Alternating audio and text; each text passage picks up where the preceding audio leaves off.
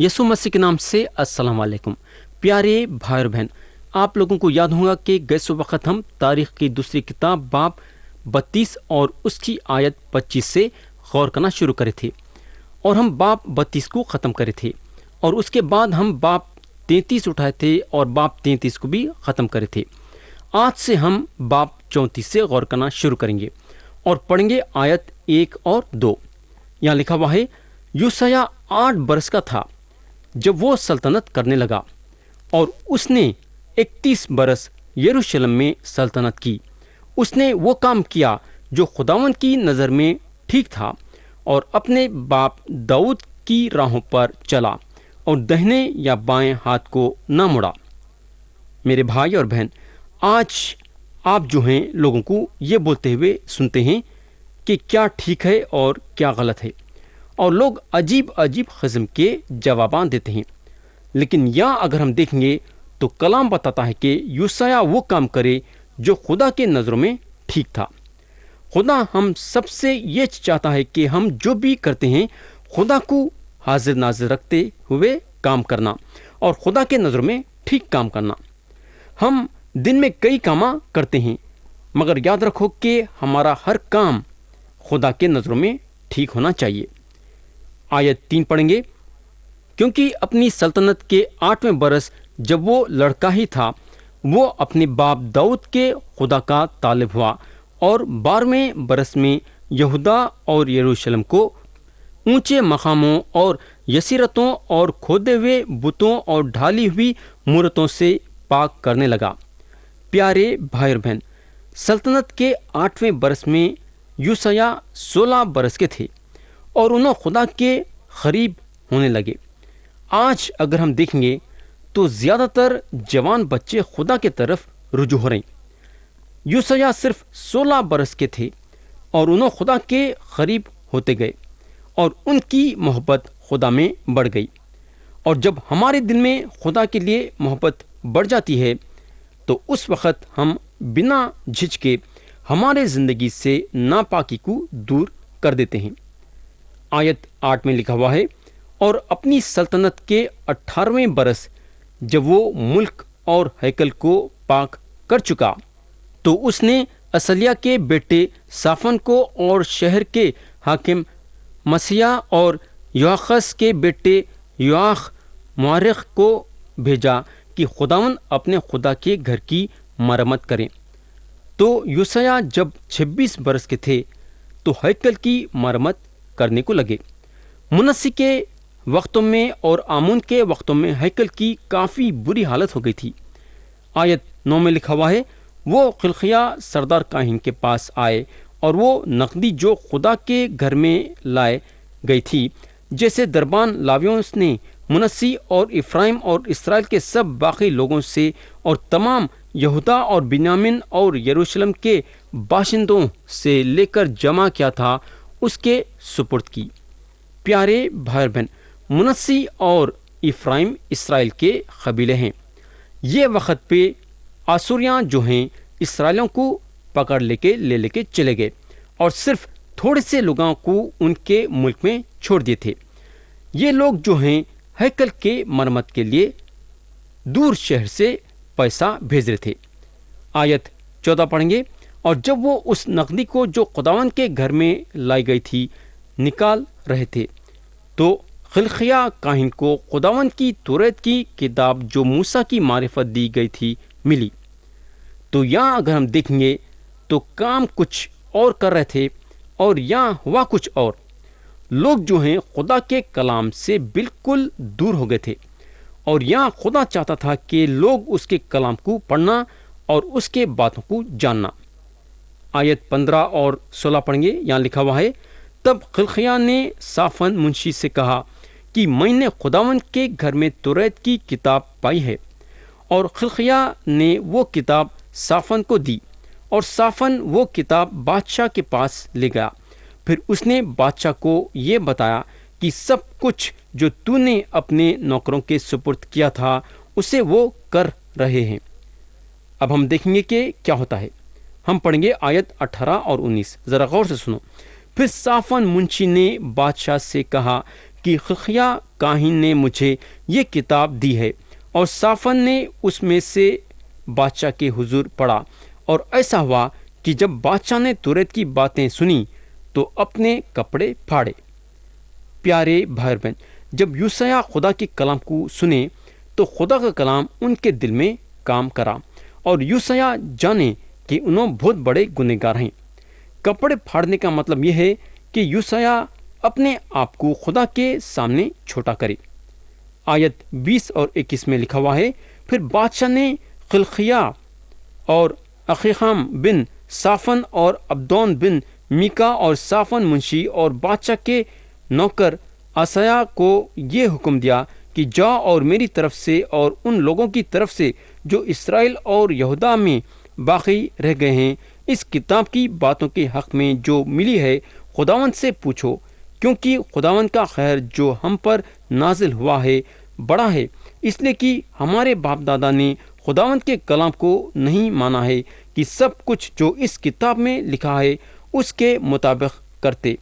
پیارے بھائی بہن، جب خدا کے کلام کے طرف رجوع ہوتے ہیں تو بحالی پیدا ہوتی ہے۔ کیا ہوتی ہے؟ بحالی پیدا ہوتی ہے یا بحالی آتی ہے۔ کوئی دوسری چیز کے ذریعے سے بحالی پیدا نہیں ہو سکتی۔ آج ہمارے دنوں میں کیا خرابی ہے؟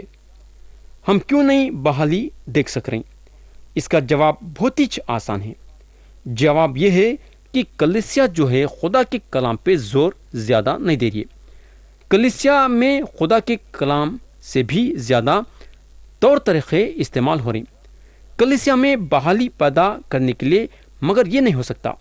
اگر طور طریقے کے ذریعے سے بحالی کلیسیا میں پیدا کرنا چاہتے ہیں تو بالکل غلط بات ہے، اور یہ نہیں ہو سکتا، نہ کلیسیا میں اس کے ذریعے سے بحالی پیدا ہو سکتی ہے۔ اب ہم پڑھیں گے آیت 22 سے 25۔ یہاں لکھا ہوا ہے، تب خلقیہ اور وہ جن کو بادشاہ نے حکم کیا تھا خلدہ نبیہ کے پاس، جو توشہ خانے کے دروگا سلوم بن توقحات بن خسرا کی بیوی تھی، گئے۔ وہ یروشلم میں مسنا نامی محلے میں رہتی تھی۔ سو انہوں نے اس سے وہ باتیں کہیں۔ اس نے ان سے کہا، خداوند اسرائیل کا خدا یوں فرماتا ہے کہ تم اس شخص سے جس نے تم کو میرے پاس بھیجا ہے کہو کہ خداوند یوں فرماتا ہے، دیکھ میں اس جگہ پر اور اس کے باشندوں پر آفت لاؤں گا، یعنی سب لعنتیں جو اس کتاب میں لکھی ہیں جو انہوں نے شاہ یہودا کے آگے پڑھی ہے، کیونکہ انہوں نے مجھے ترک کیا اور غیر معبودوں کے آگے باخور جلایا اور اپنے ہاتھوں کے سب کاموں سے مجھے غصہ دلا۔ سو میرا خیر اس مقام پر نازل ہوا ہے اور دھیما نہ ہوگا۔ تو میرے بھائی اور بہن، خدا جیسا وعدہ کرا ہے اپنا خیر نازل کرے گا، مگر بادشاہ یوسیا کے لیے خدا ایک خاص خبر رکھا ہے۔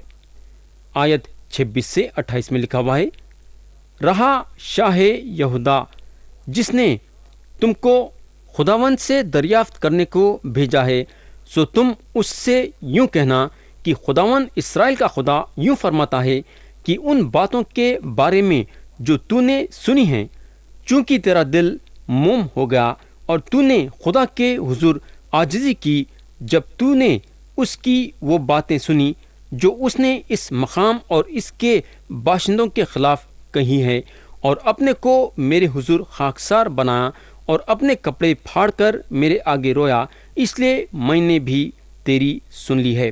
خداوند فرماتا ہے، دیکھ میں تجھے تیرے باپ دادا کے ساتھ ملاؤں گا اور تو اپنی غور میں سلامتی سے پہنچایا جائے گا، اور ساری آفت کو جو میں اس مقام اور اس کے باشندوں پر لاؤں گا تیری آنکھیں نہیں دیکھیں گی۔ سو انہوں نے یہ جواب بادشاہ کو پہنچا دیا۔ پیارے بھائی بہن، خدا کا ارادہ یہ یہودا کے لوگوں پہ اپنا خیر انڈالنے کا ہے، مگر جب تک خدا اپنا خیر نہیں برسائے گا، جب تک کہ یوسیا یہ دنیا چھوڑ کے نہیں چلے جائیں گے۔ یعنی کہ خدا جو ہے یوسیا مرنے کے بعد اپنا خیر انڈالنا چاہتا تھا۔ آیت 29 سے 31 پڑھیں گے، تب بادشاہ نے یہودا اور یروشلم کے سب بزرگوں کو بلوا کر اکٹھا کیا، اور بادشاہ اور سارے اہل یہودا اور یروشلم کے باشندے، کاہن اور لاوی اور سب لوگ، کیا چھوٹے کیا بڑے، خداوند کے گھر کو گئے، اور اس نے جو عہد کی کتاب خداوند کے گھر میں ملی تھی اس کی سب باتیں ان کو پڑھ سنائیں۔ اور بادشاہ اپنی جگہ کھڑا ہوا اور خداوند کے آگے عہد کیا کہ وہ خداوند کی پیروی کرے گا اور اس کے حکموں اور اس کی شہادتوں اور آئین کو اپنے سارے دل اور ساری جان سے مانے گا، تاکہ اس عہد کی ان باتوں کو جو اس کتاب میں لکھی تھیں پورا کرے۔ پیارے بھائی اور بہن، میں یقین کرتا ہوں کہ آج ہم بحالی لا سکتے ہیں، مگر سب سے پہلے خدا کے کلام کی طرف پلٹنا ہوگا، یہ جاننے کے لیے کہ خدا کیا چاہتا ہے کہ ہم کریں۔ اس کے بعد میں یہ بات سے یقین کرتا ہوں کہ خدا کے لوگاں پوری طریقے سے اپنے آپ کو خدا کے حوالے کرنا چاہیے۔ آدھا دل خدا میں رہیں گا اور آدھا دل دنیا میں رہیں گا تو بحالی کیسا آ سکتی ہے؟ سوچو تھوڑی دیر کے لیے۔ تو بحالی پیدا کرنے کے لیے یہ بات دل میں ضرور پیدا کرنا کہ پوری طریقے سے اپنے آپ کو خدا کے حوالے کرنا ہے۔ اب ہم باب 35 اور اس کی آیت 16 سے 19 پڑھیں گے۔ یہاں لکھا ہوا ہے، سو اسی دن یوسیہ بادشاہ کے حکم کے مطابق فسح ماننے اور خداوند کے مذبح پر سوختنی قربانیاں چڑھانے کے لیے خداوند کی پوری عبادت کی تیاری کی گئی، اور بنی اسرائیل نے جو حاضر تھے فسح کو اس وقت اور فطری روٹی کی عید کو 7 دن تک منائی۔ اس کی مانند کوئی فسح سیموئیل نبی کے دنوں سے اسرائیل میں نہیں منایا گیا تھا، اور نہ شاہان اسرائیل میں سے کسی نے ایسی عید فسح کی جیسے یوسیہ اور کاہنوں اور لاویوں اور سارے یہودا اور اسرائیل نے جو حاضر تھے اور یروشلم کے باشندوں نے کی۔ یہ فسح یوسیہ کی سلطنت کے 18ویں برس میں منایا گیا۔ پیارے بھائی اور بہن، فسح جو ہے یسوع مسیح کے موت کی طرف اشارہ کرتا ہے، یعنی کہ فسح یسوع مسیح کی موت کی نشانی ہے۔ قوم یہ نوبت پہ پہنچ گئی کہ فسح منانے سے ان کو ان کے گناہوں کی معافی ہے۔ یہ ایک زبردست دن تھا تو یوسیہ لوگوں کو خدا کی طرف رجوع کرے۔ یہودا شہر میں بہت بڑی بحالی پیدا ہوئی، اور اس کے ذمہ دار یوسیہ ہیں جو کہ ایک اچھا کام کرے، کیونکہ لوگ خدا سے بالکل دور ہو گئے تھے۔ یہ ہوگا اب ہم کلام کے وہ حصے پہ آئیں گے جہاں یوسیہ کی موت ہو جاتی ہے۔ ہم پڑھیں گے باب 35 اور اس کی آیت 20 اور 21۔ یہاں لکھا ہوا ہے، اس سب کے بعد جب یوسیہ ہیکل کو تیار کر چکا تو شاہ مصر نیکو نے کرکمس سے جو فرات کے کنارے ہے لڑنے کے لیے چڑھائی کی، اور یوسیہ اس کے مقابلے کو نکلا، لیکن اس نے اس کے پاس ایلچیوں سے کہلا بھیجا کہ اے یہودا کے بادشاہ، تجھ سے میرا کیا کام؟ میں آج کے دن تجھ پر نہیں بلکہ اس خاندان پر چڑھائی کر رہا ہوں جس سے میری جنگ ہے، اور خدا نے مجھ کو جلدی کرنے کا حکم دیا ہے۔ سو تو خدا سے جو میرے ساتھ ہے مزاحم نہ ہو، ایسا نہ ہو کہ وہ تجھے ہلاک کر دے۔ پیارے بھائی اور بہن، یوسیہ یہ جنگ میں دخل دینے کی ضرورت نہیں تھی، انہوں آرام سے اپنی جگہ بیٹھے رہ سکتے تھے، مگر ہم کو معلوم ہونا چاہیے کہ یوسیہ یہاں اپنا غلط قدم اٹھائے، جس کا نتیجہ یہ ہوا کہ ان کی موت ہو گئی۔ آیت 22 سے 25 میں لکھا ہوا ہے، لیکن یوسیہ نے اس سے منہ نہ موڑا بلکہ اس سے لڑنے کے لیے اپنا بھیس بدلا، اور نیکو کی بات جو خدا کے منہ سے نکلی تھی نہ مانی، اور مجدوں کی وادی میں لڑنے کو گیا، اور تیر اندازوں نے یوسیہ بادشاہ کو تیر مارا، اور بادشاہ نے اپنے نوکروں سے کہا کہ مجھے لے چلو کیونکہ میں بہت زخمی ہو گیا ہوں۔ سو اس کے نوکروں نے اسے اس رتھ پر سے اتار کر اس کے دوسرے رتھ پر چڑھایا اور اسے یروشلم کو لے گئے، اور وہ مر گیا اور اپنے باپ دادا کی قبروں میں دفن ہوا۔ اور سارے یہودا اور یروشلم نے یوسیہ کے لیے ماتم کیا، اور यिर्मयाह ने यूसैया पर नौहा किया, और गाने वाले और गाने वालियाँ सब अपने मरसियों में आज के दिन तक यूसैया का जिक्र करते हैं। ये उन्होंने इसराइल में एक दस्तूर बना दिया, और देखो वो बातें नहूम में लिखी हैं। तो प्यारे भाई और बहन, ये शक की बात नहीं है कि यूसैया एक अच्छे बादशाह थे और एक बहुत बड़े बादशाह थे। उन्होंने अपने मुल्क में एक बहुत ही ज़बरदस्त बहाली लाए, मगर उन्होंने मर जाने से मुल्क में जो बहाली आई थी वो ख़त्म हो गई। ये होगा। अब हम तारीख़ की दूसरी किताब के आखिरी बाब पे आएंगे, और वो है बाब 36। और ये बाब को ख़त्म करने के साथ साथ तारीख़ के दूसरी किताब को हम ख़त्म करेंगे। हम पढ़ेंगे आयत 1 से 3। यहाँ लिखा हुआ है, और मुल्क के लोगों ने यूसैया के बेटे यहोआखस को उसके बाप की जगह यरूशलेम में बादशाह बनाया। यहोआखस 23 बरस का था जब वो सल्तनत करने लगा।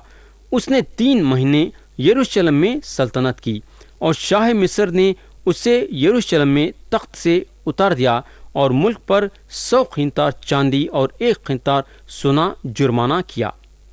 तो यहाँ हम देखते हैं कि यूसैया के बेटे यहोआखस सिर्फ 3 महीने बादशाही करते हैं, और उसके बाद मिस्र का बादशाह उनको तख्त पे से उतार देता है। यहोआखस के वक्त में मिस्र का काफ़ी असर यहूदा पे था, और इसकी वजह है गुनाह। यहूदा गुनाह में काफ़ी मुब्तला हो गया था, तो ये गुनाह का असर सारे मुल्क पे पड़ा।